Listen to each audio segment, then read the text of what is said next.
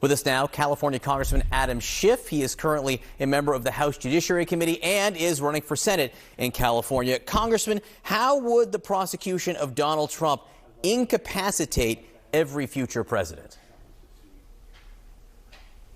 Well, it wouldn't. In fact, it would reinforce the principle that no one is above the law. It would tell future presidents, if you engage in criminality, let alone try to subvert the peaceful transfer of power, you will be held accountable. And frankly, if the result were any different, that would be the end of the republic. But I think what Trump is really arguing here is less on the merits, because I think the Trump lawyers understand how weak their argument is, and more they're arguing, hey, Supreme Court, nod, nod, wink, wink. What we really want is a delay. Send this back to the lower court. Make them go through factual findings. We will appeal whatever their decision is right back to you. Help us push this off after the election. And if we're successful, we'll make the whole thing go away and you won't even take responsibility for it. That's, I think, really what the Trump team is looking for.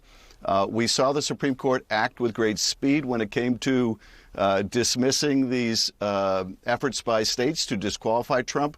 They can move quickly when they want to. They can also delay what they want when they want to. And I think that's what Trump is really after here. Do you think they'll bite on his arguments?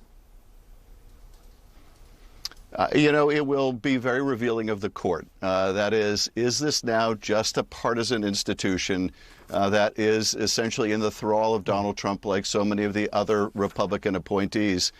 Because on the merits, this is not a difficult decision for the court.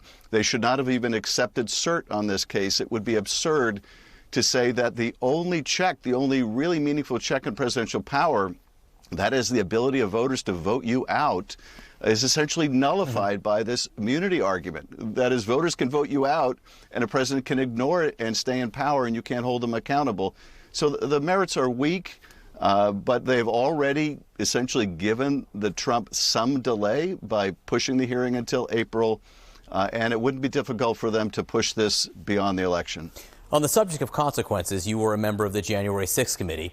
Peter Navarro, who defied a subpoena from that committee and was subsequently prosecuted and convicted of contempt of Congress, reported to prison just yesterday. I wonder if you have any reaction to that.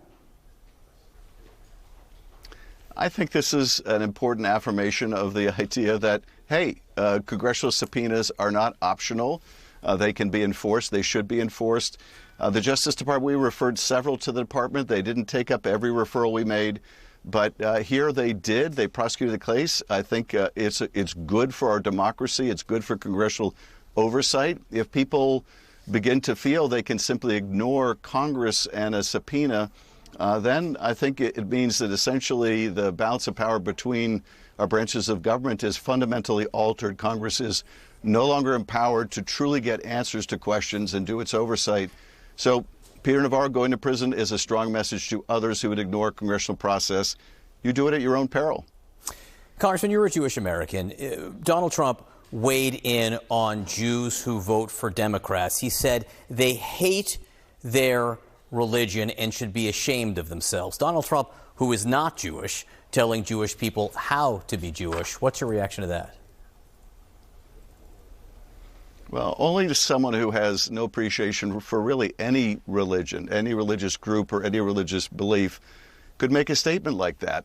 He's the last person in the world I would certainly turn to for instruction about what it means to be Jewish.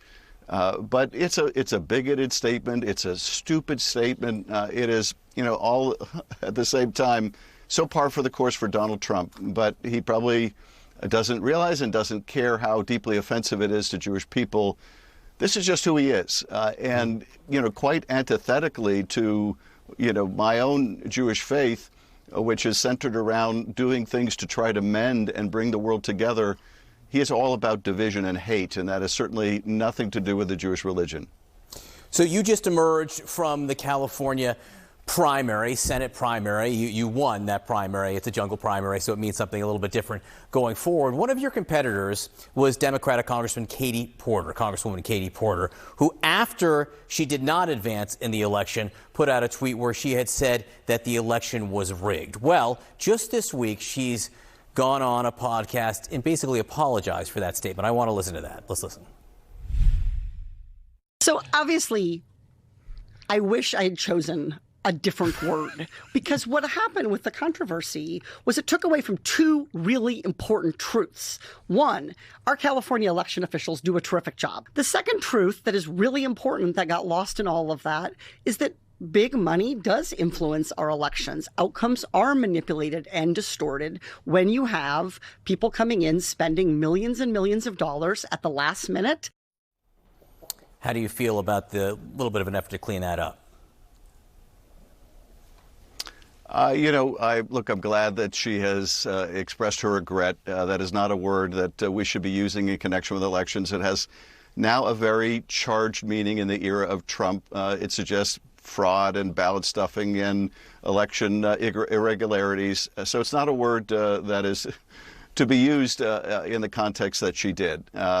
She called and congratulated me. It was a very gracious message she left for me. But look, we need to focus forward on the challenges facing the country. The campaign that I ran was very much focused on getting things done, addressing real problems like housing prices, like food prices, really trying to meet the voters where they are. And this is where we need to keep the focus. Congressman Adam Schiff, we appreciate your time this morning. Thank you very much.